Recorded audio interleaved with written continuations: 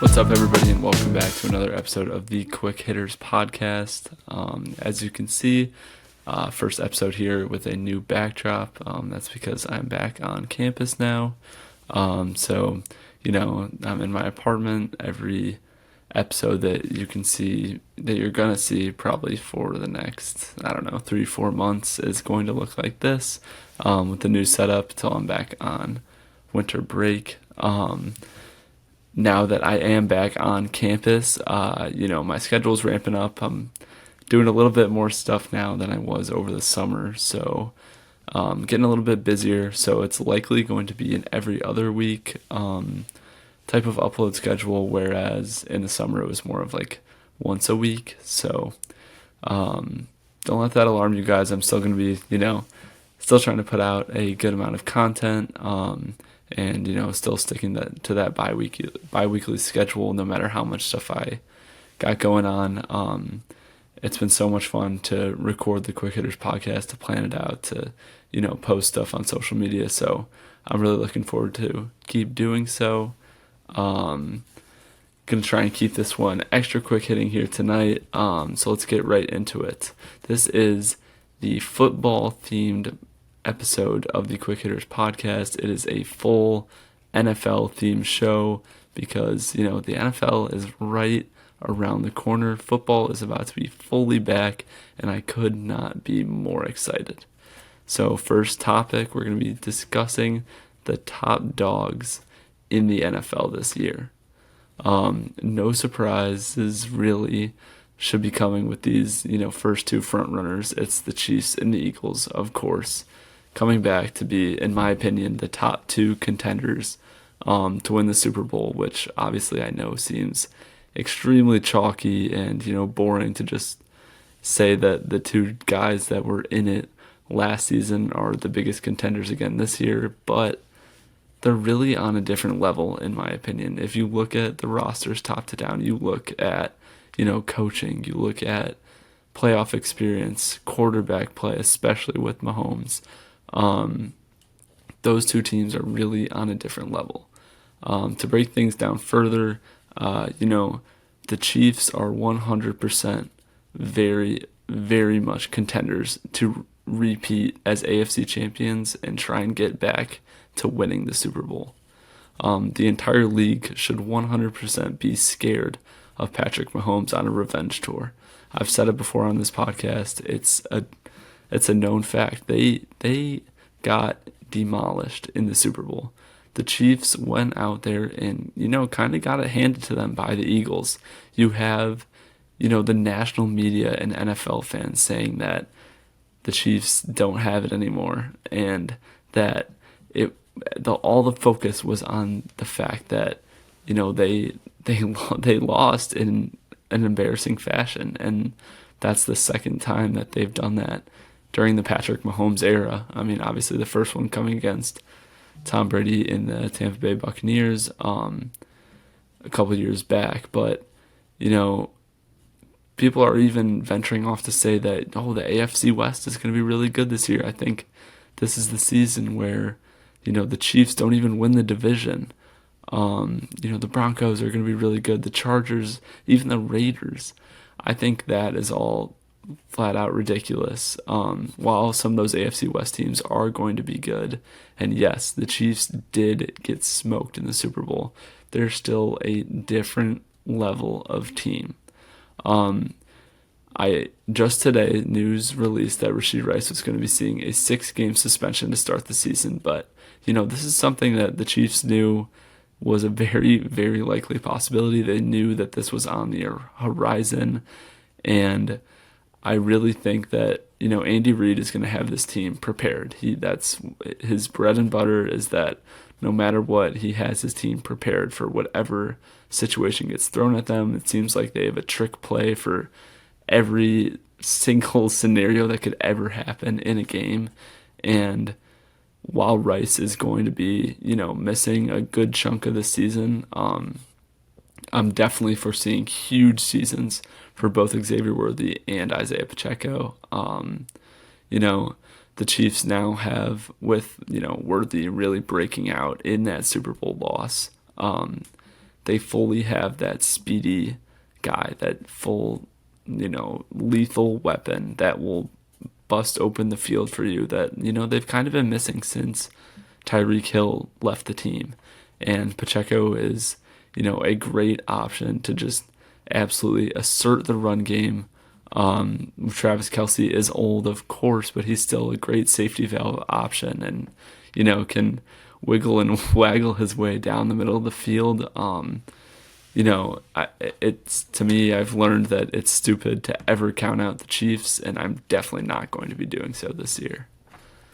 The other team, obviously, I already mentioned, the reigning Super Bowl champions, the Eagles. They are by far and away the favorites in the NFC.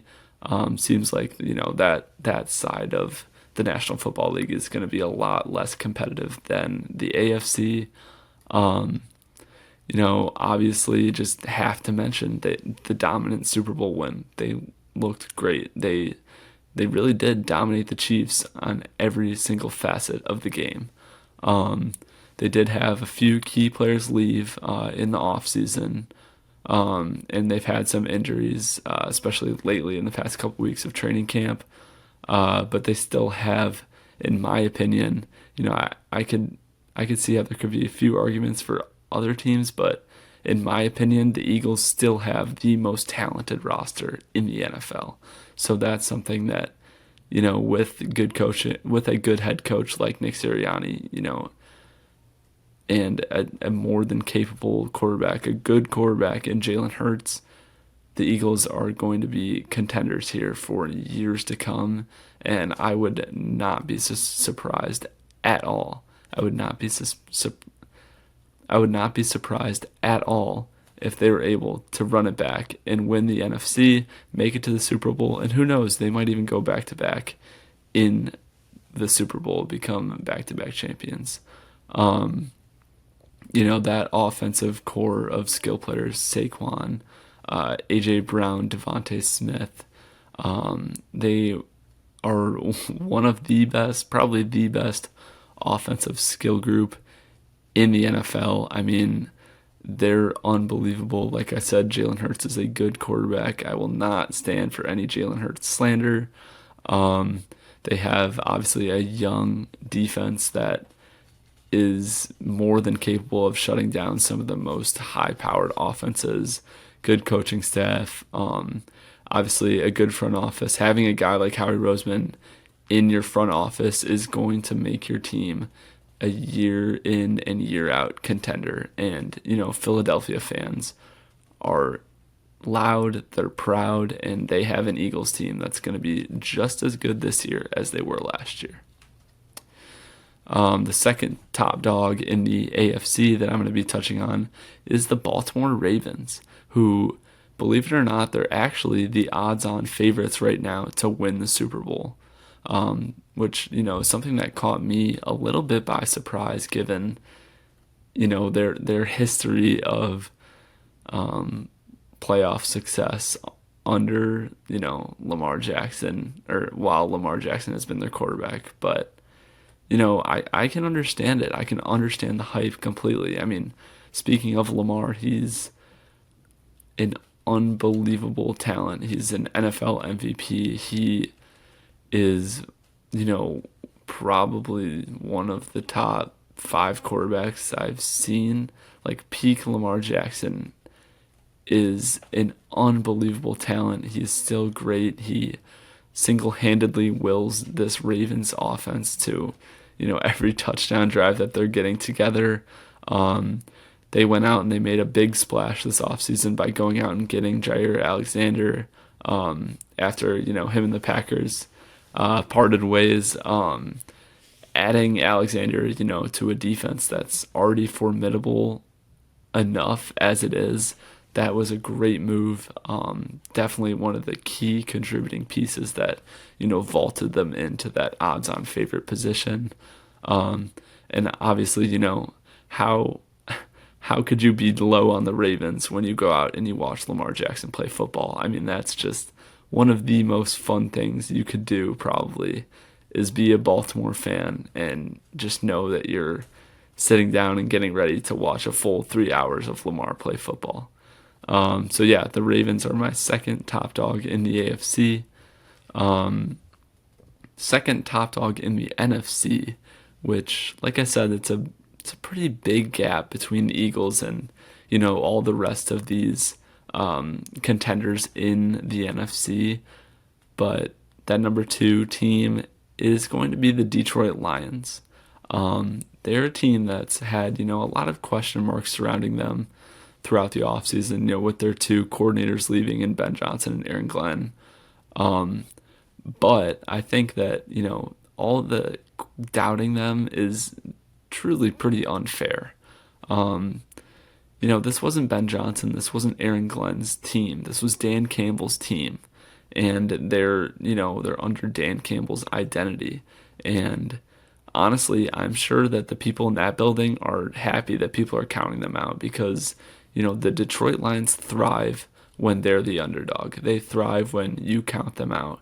They've got guys like Jared Goff who have been counted out like throughout their career, and obviously he's gone through a huge resurgence since joining the Lions. You know, they're returning a lot of their players from last season, and while they kind of fizzled out in the playoffs, they showed during the regular season how they're one of the best teams in the NFL. They're probably the number two team, I would say, in most talented roster, following the Eagles. And, throughout the second half of the season and during their playoff run, they were missing their best defensive player, Aiden Hutchinson, who is looking like he's going to make a full recovery for this season. He's going to be a 10-plus sack guy. He would have been the decoy probably last year if he hadn't have gone down with that leg injury. And yeah, I mean, that's really enough to, prove to me that they're the second best team in the NFC. They have that absurdly dynamic offense with Jahmyr Gibbs, Amon-Ra St. Brown, Jameson Williams, David Montgomery. That offense is going to be great with or without Ben Johnson, in my opinion. They have the skill, they have the talent, they have the right guy quarterbacking in Jared Goff, and for me, the Lions are definitely the second top dog in the NFC. Moving on to our second segment of today, obviously keeping that, NFL themed episode going, we're going to be talking about Josh Allen and Lamar Jackson.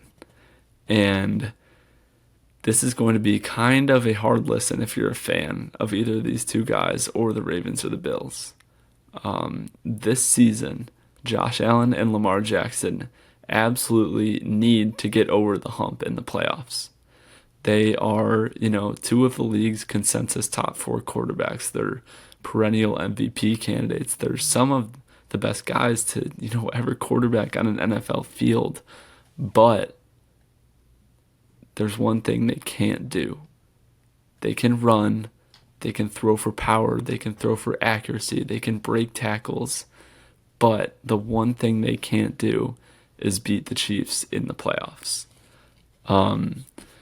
Since Lamar has taken over as QB1 for the Ravens, I'm gonna just go through their playoff, kind of records or a summary of their playoff appearances since Lamar has been their QB1. In 2018, they lost in the wild card round. 2019 lost in the divisional round. 2020 lost in the divisional round. 2021 missed the playoffs. 2022 lost in the wild card. 2023 lost in the conference championship to the Chiefs.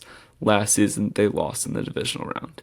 So while Lamar Jackson has been QB1 for the Ravens, they've had 3 playoff wins, 6 playoff losses, only 1 conference championship appearance, obviously 0 Super Bowl appearances.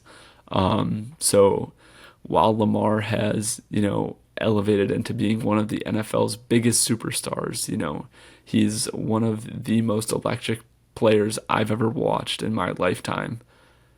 He's an NFL MVP, but 3 playoff wins.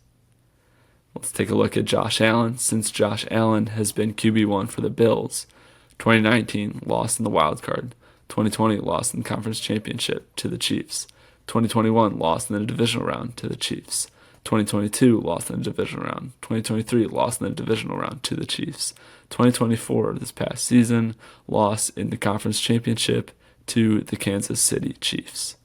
So during Josh Allen's tenure, 7 playoff wins, 6 playoff losses. Not a terrible record, better than Lamar's, which I just went through, but 2 conference championship appearances, no Super Bowl appearances, and 4 playoff losses to the Kansas City Chiefs.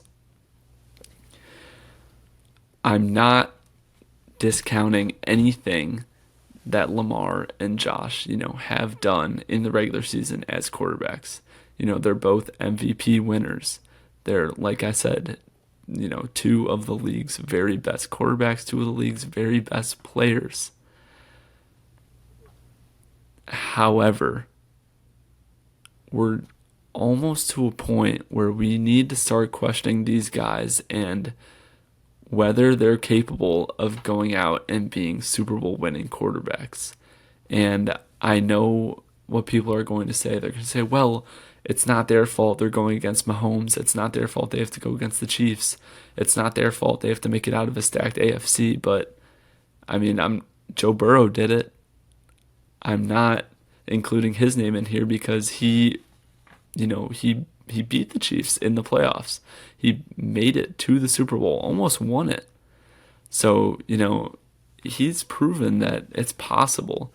The Eagles have proven that it's possible to beat the Chiefs in the playoffs, in the Super Bowl.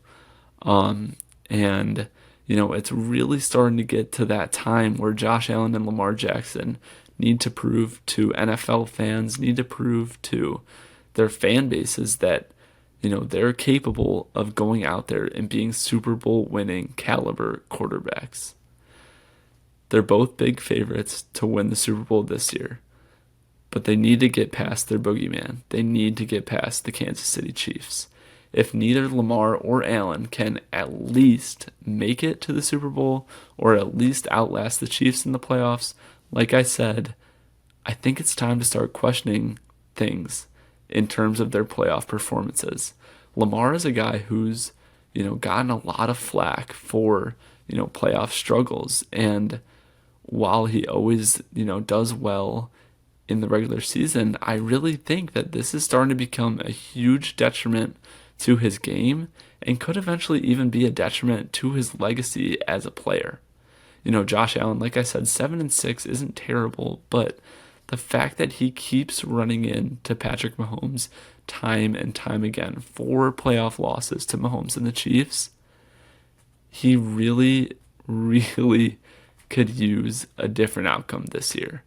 So I think that, Josh Allen and Lamar Jackson are 2 players in the NFL who really, have big expectations.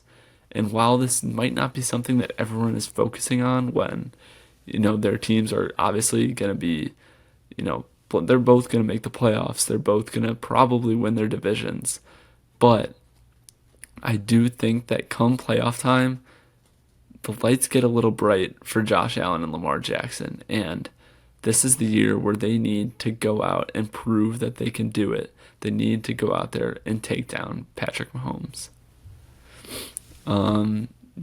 That was really the main. That was a little bit of a rant there, but it's a hard concept, right? Because I've time and time again praised Mahomes on this show. He's one of he's getting close to top 5 range of quarterbacks all time, and it's a tough break for Josh Allen and Lamar to be dealt that they're in his conference and they have to go against a Hall of Fame coach and Andy Reid as well.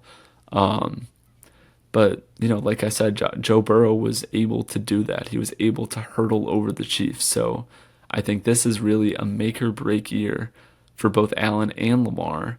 Lamar especially because, he could end up running out this contract that he has and, looking for a new team at the end of all this if the Ravens really prove that they're not capable of making that deep run. And he might be in around his 30s, I believe, when this contract is up. But, that's something he could easily do. Quarterbacks play for, look at Tom Brady. He played and competed at a high level for a long time.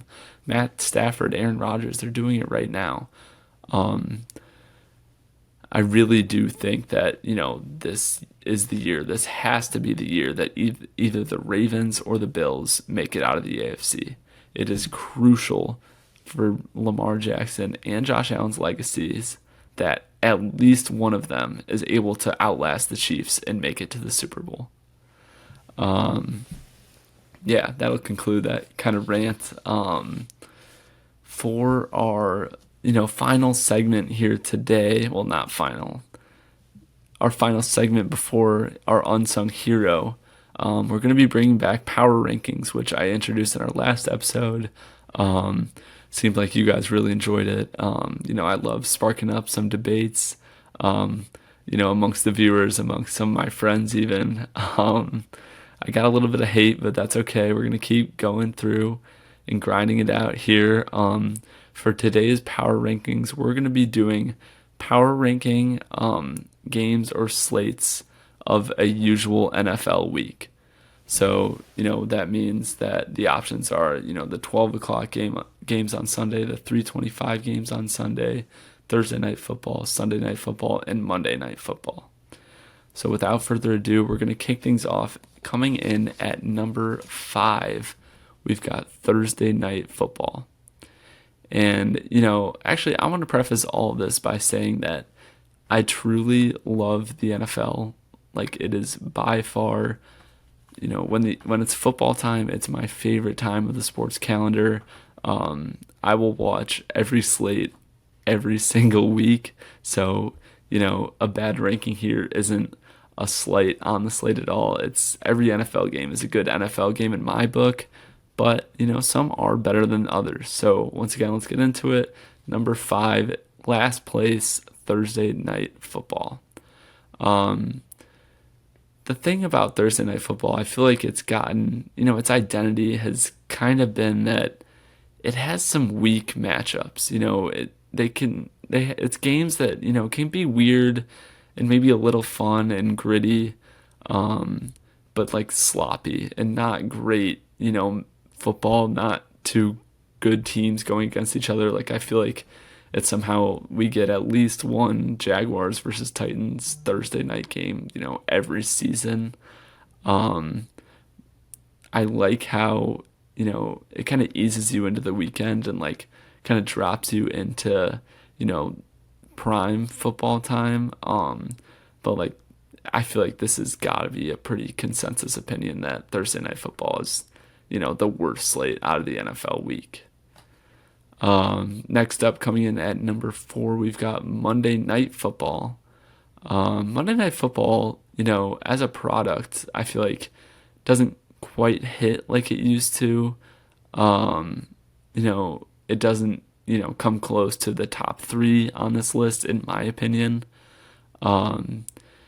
It serves as like your last taste of football for a few days, which, is always nice. I like the ESPN broadcast. I think Joe Buck does a good job, even though, he gets a lot of hate, especially from Chicago fans in general. But, it just, like I said, it doesn't compare to the next 3 on this list. Yeah. Monday Night Football, I like how it's like an end cap. Like I said, it's our last taste of football. I'll always watch it no matter what, but, it's usually kind of the game where I'm kind of getting some stuff done. Like maybe, at my age, I'm doing like homework. Maybe people of an older age are doing like their laundry during this game or, catching up on filing their taxes or something. But, it's kind of a game where you don't really pay full attention to it, but you'll still toss it on. It's nice to see. Sometimes you'll get like a surprise game where, there's a great matchup or some last second heroics, but, still very comfortably sitting in that 4 position. Cracking into the top 3, we've got in third place the 3:25 Sunday slate.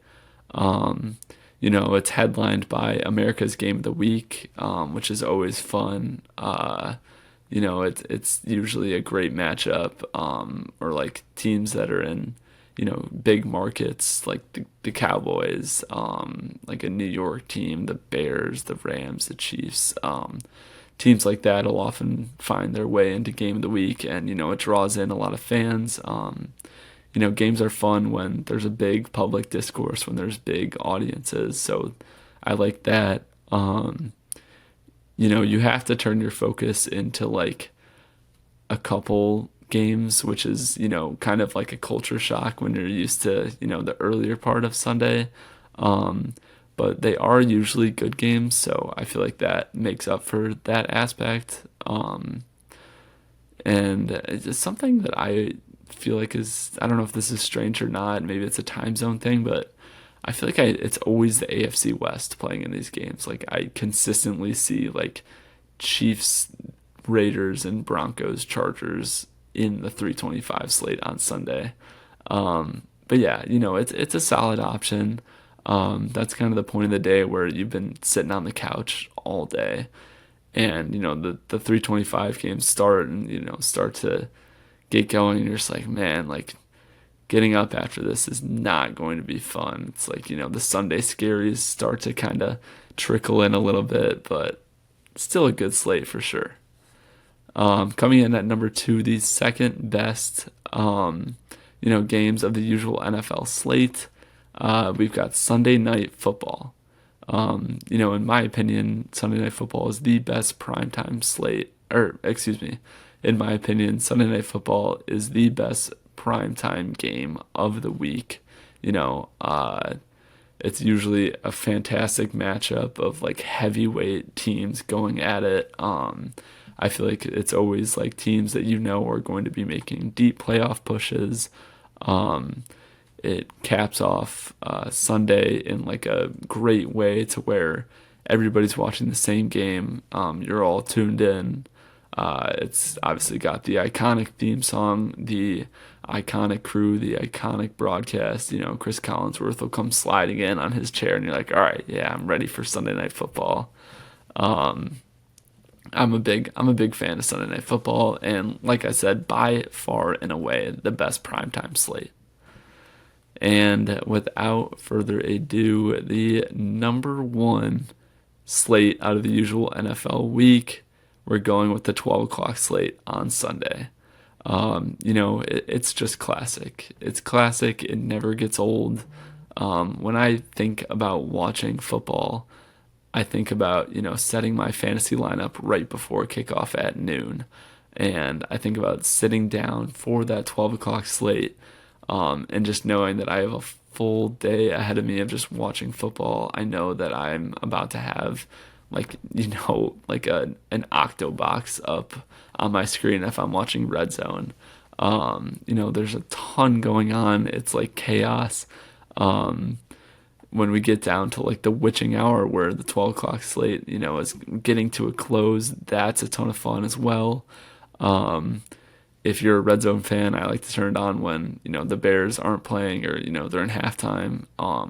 Red Zone is fantastic during the 12 o'clock slate. And, it's great. I love having a ton of games going on at once. I can, keep up with highlights on my phone. My fantasy players are active.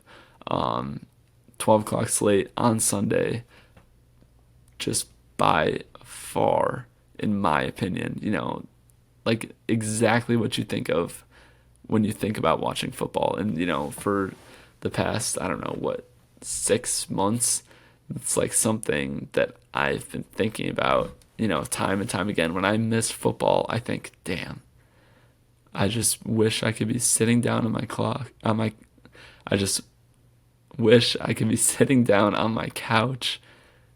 The clock hits noon and all of the games come flooding in at once. And it's like a daydream. I wake up and suddenly I'm like, whoa, oh, it's not October, it's not November, it's really just March, and there's no football for the foreseeable future. And it's a bummer, man.